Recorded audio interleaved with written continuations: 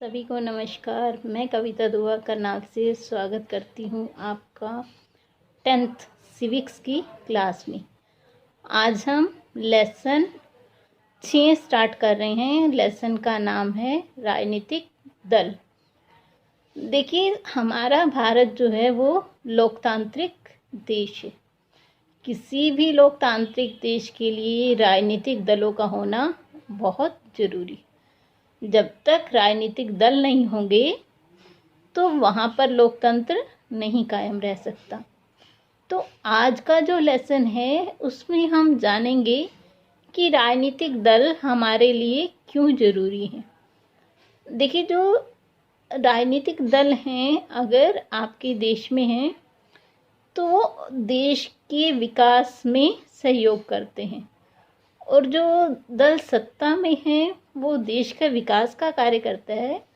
जो विपक्षी दल है वो सरकार की हर क्रिया का ध्यान रखता है। मान लीजिए कहीं उसे लगता है कि कोई भी कार्य देश हित में नहीं हो रहा तो वो उसका पुरजोर विरोध करते हैं। तो आज के लेसन में हम सबसे पहले जानेंगे कि इस लेसन को हमें देने के उद्देश्य क्या हैं। उसके बाद हम देखेंगे कि राजनीतिक दल किसे कहते हैं।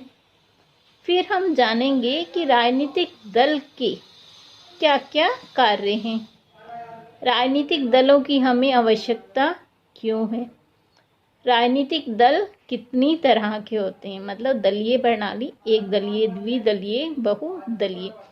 तो किस देशों में एक दलीय है, किस देश में द्विदलीय प्रणाली और किस में बहुदलीय प्रणाली है, उस सारे के ऊपर आज हम चर्चा करेंगे। तो आइए शुरू करते हैं अपना लेसन राजनीतिक दल। चलिए सबसे पहले देखते हैं हम ये लेसन हमें दिया गया है, इसके उद्देश्य क्या हैं। देखिए, जब भी कोई पार्ट हमें दिया जाता है सिलेबस में तो वो कुछ सोच समझ कर ही दिया जाता है, तो कुछ ना कुछ पर्पस होता है। सबसे पहले देखते हैं इसका क्या पर्पस है, फिर हम आगे लेसन को कंटिन्यू करेंगे।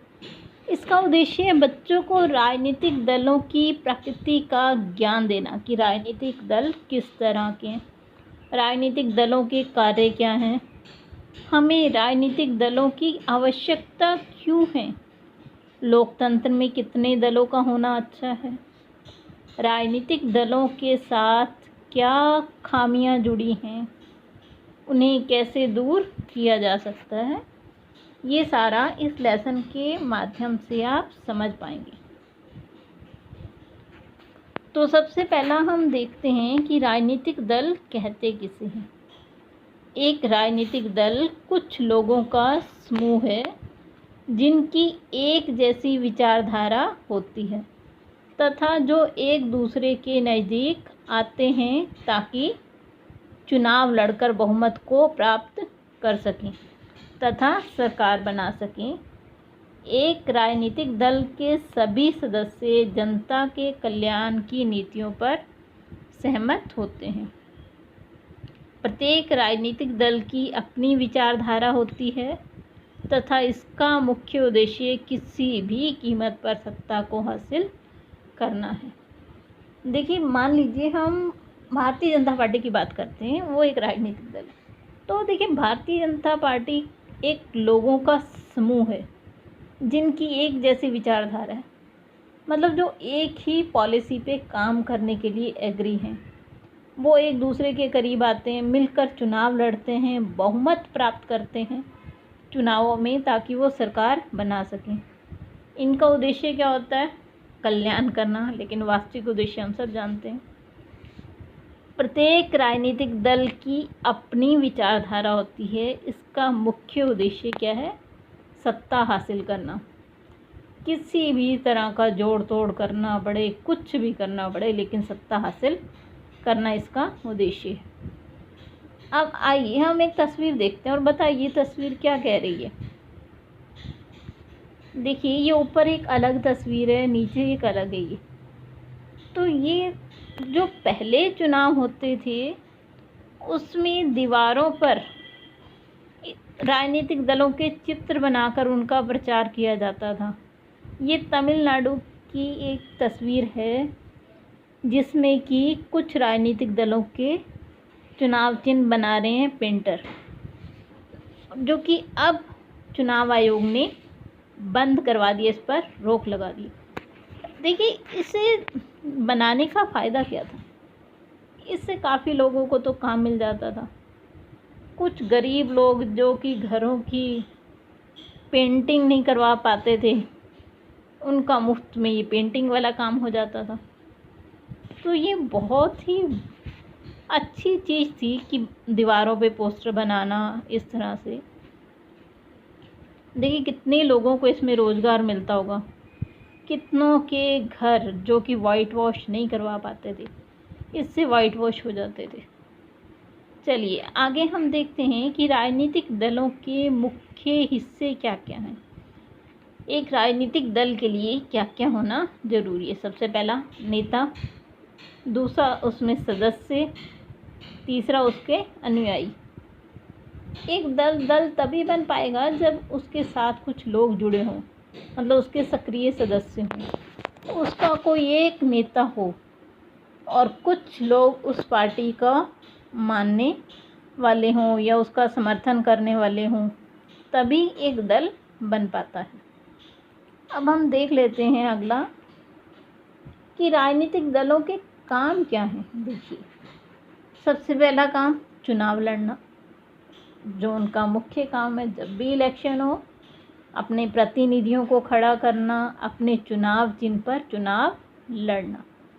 जो सबसे पहला काम है राजनीतिक दलों का, वो है चुनाव लड़ना। दूसरा क्या है? कानून बनाना। मान लीजिए जब वो जीत के सत्ता में आते हैं तो जनता की भलाई के लिए कोई ना कोई नया कानून या अध्यादेश लाते हैं। तीसरा, सरकार बनाना और चलाना। उनका उद्देश्य क्या होता है? ज़्यादा से ज़्यादा वोट प्राप्त कर बहुमत प्राप्त कर सरकार बनाएं और देश को चलाएं। विपक्ष की भूमिका निभाना। देखिए, एक अनार और 100 बीमार, लेकिन अनार तो किसी एक को ही मिलेगा, सत्ता तो किसी एक को ही मिलेगी पार्टी को, दूसरी पार्टी को तो विपक्ष में ही बैठना पड़ेगा। तो विपक्ष में भी सशक्त भूमिका है उनकी। जो पार्टी सत्ता में है उसकी हर नीतियों की जांच पड़ताल करना, कुछ मुद्दा ढूंढना, उस पर चर्चा करना, बढ़ चढ़कर उसकी आलोचना करना, विपक्ष का काम है हमारे यहाँ। अगला है जनमत का निर्माण करना। जनमत का निर्माण क्या है? किसी एक विषय पर जनता की राय एकत्रित करना। मान लीजिए हम चाहते हैं कि कोई ऐसा कानून आए जिसमें गरीबों का भला हो, तो उसके ऊपर जनता से एक राय लेना। जैसे जम्मू कश्मीर को भारत का अंग बनाया गया, तो उस पर एक जनमत संग्रह भी करवाया जा सकता था कि हम आम लोगों की क्या राय है कि क्या उसे केंद्र शासित प्रदेश बनाना चाहिए, नहीं।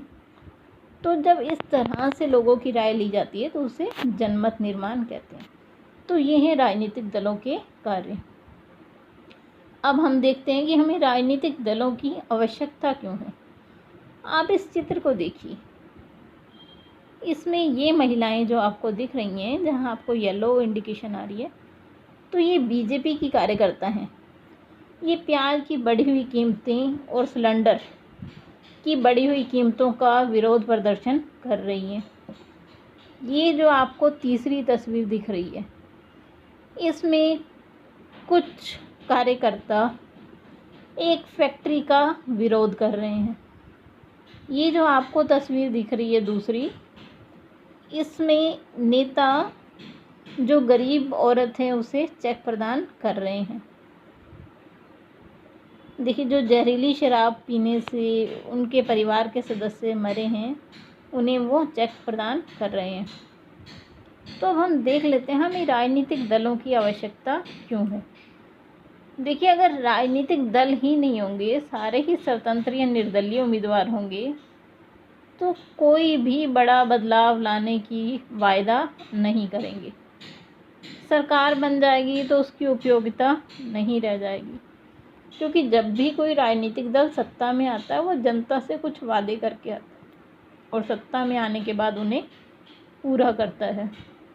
अगर मान लीजिए राजनीतिक दल ही नहीं होगा तो कौन जनता से वायदा करेगा और कौन उसे पूरा करेगा।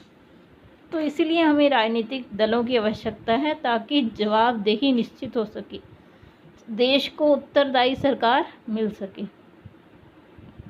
अगला देखते हैं कि कितने राजनीतिक दल हैं।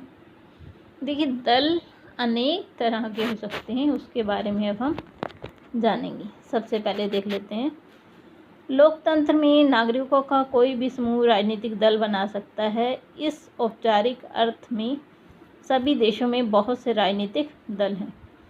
भारत में चुनाव आयोग में पंजीकृत करवाने वाले दलों की संख्या 750 से ज़्यादा है, लेकिन हर चुनाव में गंभीर चुनौती देने की स्थिति में नहीं होते। चुनाव जीतने और सरकार बनाने की होड़ में कुछ एक पार्टियां सक्रिय होती हैं और बाकी नहीं होती। तो देखिए, हमारे यहाँ 750 से अधिक दल हैं जिन्होंने अपने आप को पंजीकृत करवा रखा है। अब हम जान लेते हैं एक दलीय शासन प्रणाली को। एक दलीय क्या होती है?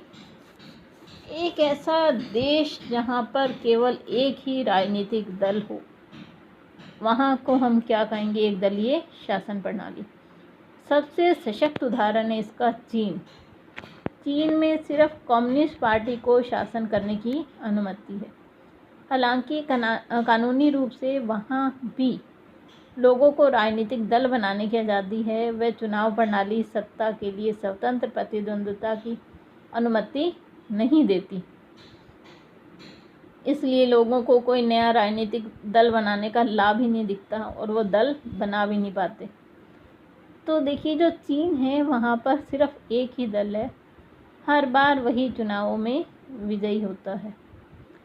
तो एक हिसाब से तानाशाही भी कह सकते हैं आप इसे, जब लोगों के पास कोई ऑप्शन ही नहीं है, पार्टी ही है कि जीतना ही हर बार उसने है। चलिए, अब हम देखते हैं दो दलीय शासन प्रणाली। वो देश जहाँ पर दो दल ही मुख्य रूप से होते हैं, उन्हीं की ही सरकार बनती है। कभी एक दल की बन गई, कभी दूसरे की। जैसे अमेरिका और ब्रिटेन, उसमें दो दलीय प्रणाली है।